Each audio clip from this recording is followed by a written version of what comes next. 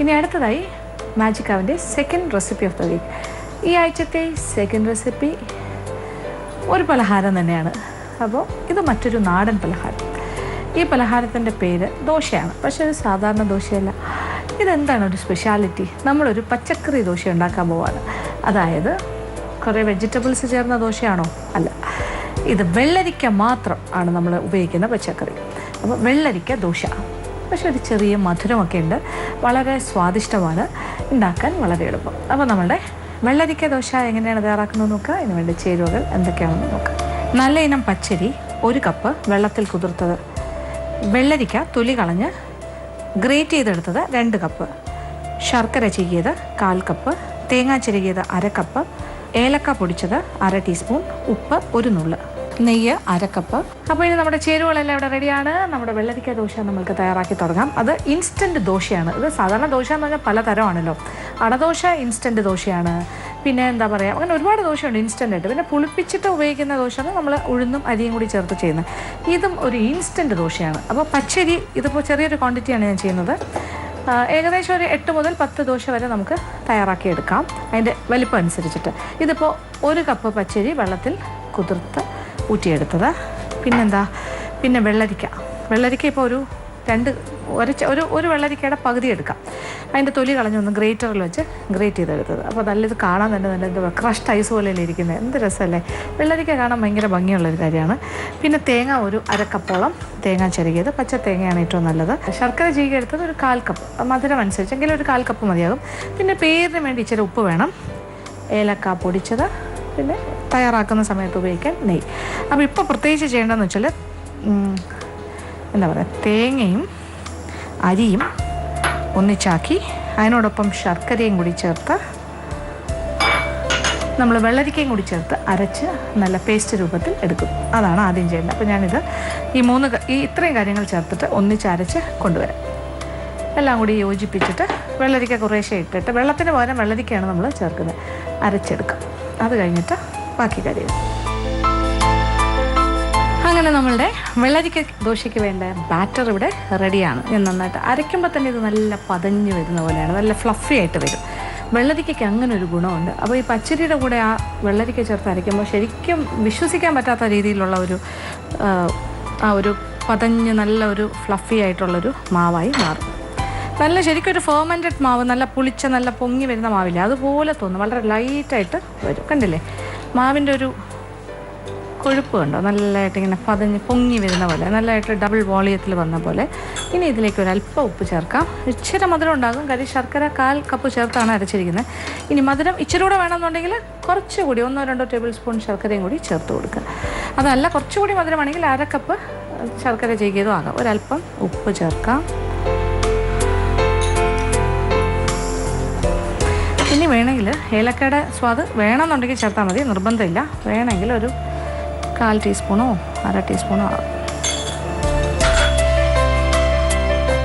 ഇത് അത്യാവശ്യമുള്ള കാര്യമല്ല, വേണമെങ്കിൽ മതി. അങ്ങനെ കാര്യങ്ങളെല്ലാം നമ്മൾ ചേർത്ത് കഴിക്കും. ഇനി നമുക്ക് ദോശ ചുട്ട് തുടങ്ങാം. അപ്പോൾ അടുപ്പ് കത്തിക്കാം. ഇനി ഇതിൽ നെയ്യ് വെച്ചിട്ടാണല്ലോ നമ്മൾ ചുടുന്നത്. ഒരു ശകലം നെയ്യ് ഇങ്ങനെ തടവി കൊടുക്കാം.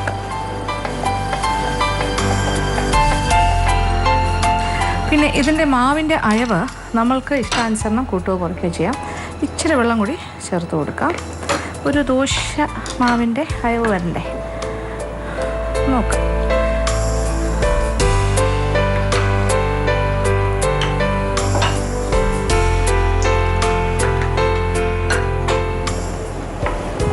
അപ്പോൾ കല്ല് ചൂടായിട്ടുണ്ട്. ഇനി ദോശ മാവ് കോരി ഒഴിക്കും.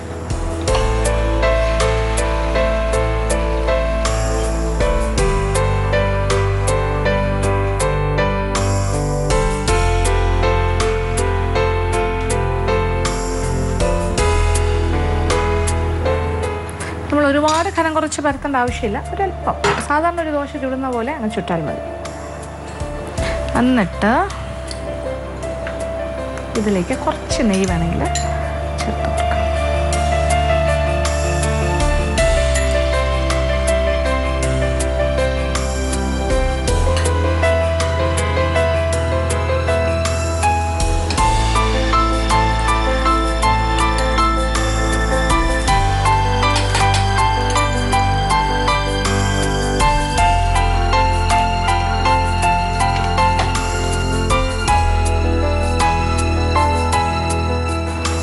ഒരു സൈഡ് പാകത്തിന് വെന്തിട്ടുണ്ട്, മറിച്ചിടുക.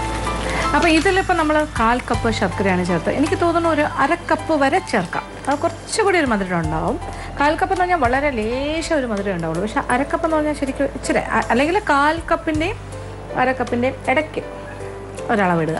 അപ്പോഴായിരിക്കും കുറച്ചുകൂടെ നല്ല. പക്ഷേ ഇപ്പോൾ ഇങ്ങനെ നോക്കുമ്പോൾ ഒരു ചെറിയൊരു ഗോതമ്പ് ദോശയുടെ ലുക്കില്ലേ, ആ ഒരു ചെറിയൊരു കളറ് അതാണ് വരുന്നത്. അപ്പോൾ പാകത്തിന് 2 സൈഡും ആയിക്കഴിഞ്ഞാൽ നമ്മൾ മാറ്റും.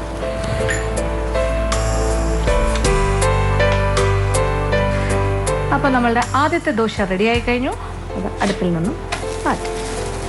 അപ്പോൾ പാകത്തിന് ഒപ്പിച്ചെടുക്കാം.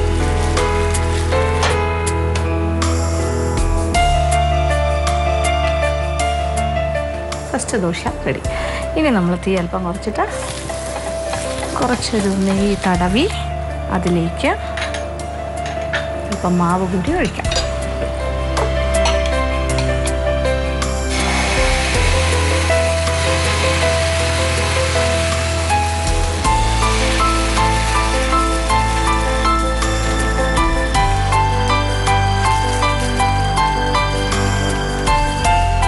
ഒരുപാട് പരത്തേണ്ട ആവശ്യമില്ല, ആ രീതിയിൽ എടുക്കുക. അതല്ല കുറേ കൂടെ തിന്നാക്കണം എന്നുണ്ടെങ്കിൽ മാവ് കുറച്ചുകൂടെ ലൂസാക്കിയിട്ട് പിന്നെ ദോശക്കല്ലിൻ്റെ ചൂട് വളരെ ക്രമീകരിച്ചിട്ട് ഒരുപാട് ചൂടിൽ പരത്താൻ നോക്കിയാൽ പരന്നു വരില്ല. അത് ഏത് ദോശയാണെങ്കിലും അങ്ങനെയാണ്, ശ്രദ്ധിച്ച് ചെയ്യുക. എന്നിട്ട് ചെയ്യണം. അപ്പോൾ ഈ രീതിയിൽ ചെയ്താൽ കുറച്ചുകൂടി നല്ലൊരു വെള്ളരിക്കയുടെ സ്വാദൊക്കെ ഉണ്ടാവും നമ്മളുടെ കുക്കുംബർ ദോശയ്ക്ക്, അതായത് നമ്മുടെ വെള്ളരിക്ക ദോശ. അപ്പോൾ ഇനി ഈ ബാറ്റർ കൊണ്ട് ആവശ്യാനുസരണം ദോശ ഉണ്ടാക്കുക. എനിക്ക് തോന്നുന്നു ഒരു 8 മുതൽ 10 ദോശ വരെ തയ്യാറാക്കാം ഈ ഒരു സൈസിലാണെങ്കിൽ. അപ്പോൾ എന്തായാലും ഞാൻ കുറച്ച് ദോശ തയ്യാറാക്കട്ടെ, അതുവരെ വെയിറ്റ്.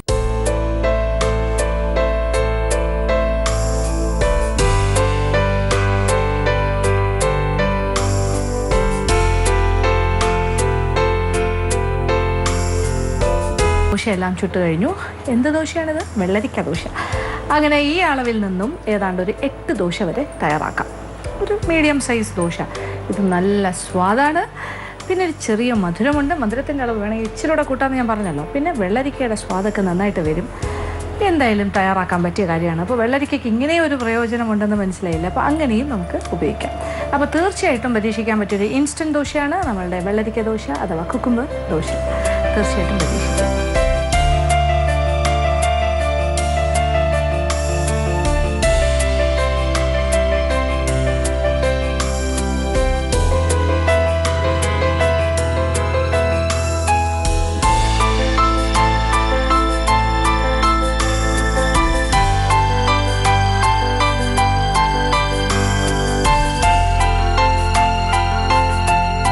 ഇന്നത്തെ എപ്പിസോഡിൽ കാണിച്ച 2 വിഭവങ്ങളും എല്ലാവർക്കും തന്നെ ഇഷ്ടപ്പെട്ടു കാണുമെന്ന് വിചാരിക്കുന്നു. ആദ്യത്തേത് ബ്രെഡ് ബനാന പുഡിംഗ്, വളരെ എളുപ്പത്തിൽ ചെയ്യാം, സ്വാദിഷ്ടമായ കാര്യം. പിന്നെ രണ്ടാമത് കാണിച്ചതും ഒരു വളരെ സിമ്പിളായിട്ടുള്ളൊരു ദോശ, ഡിഫറെൻറ്റ് ദോശ. അതൊരു കുക്കുംബർ ദോശ അഥവാ വെള്ളരിക്ക ദോശ. അപ്പോൾ അതിന് സൈഡ് ഡിഷൊന്നും വേണ്ട, ആ ചെറിയ മധുരമൊക്കെ ഉണ്ട്, അതിൽ തന്നെ കഴിക്കാൻ സാധിക്കും. അപ്പോൾ തീർച്ചയായിട്ടും 2 വിഭവങ്ങളും പരീക്ഷിക്കാം. ഇന്നത്തെ എപ്പിസോഡ് ഇവിടെ അവസാനിക്കുകയാണ്. വീണ്ടും പുതിയ വിഭവങ്ങളുമായി മാജിക് അവനിലൂടെ കാണാം.